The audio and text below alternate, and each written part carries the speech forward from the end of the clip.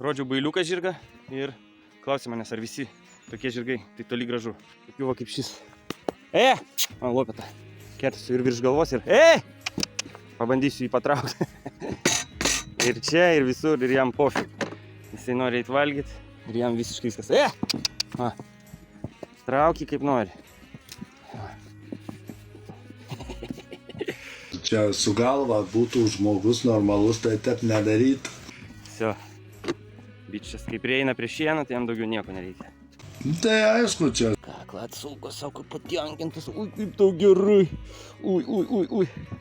Ai, gerai. Nežinau kaip pas jūs, bet pas mus tai rytas prasideda nuo šėrimo ir šūdų valymo.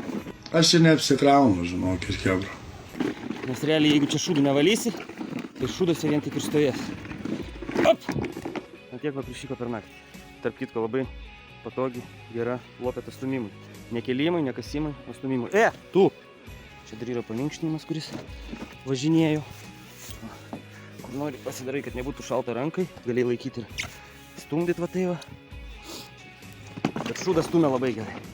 Tai šiemet turbūt labai didelė nuolaida kastuvam, šiufeliam, nes realiai sniego nėra. Eisiu trauksiu motsatoj, baigęs valyti, važiuosiu pasivažinėti. Tai va, aikštelė tokia švari, graži. Rulonas pastatytas valgo. Bėmbis laukia dar vieną ruloną, tai atvešim. Reikia pažiūrėti, ar viskas suėdė. Dar biškiai yra. Gerai, bet čia ruloną galima statyti.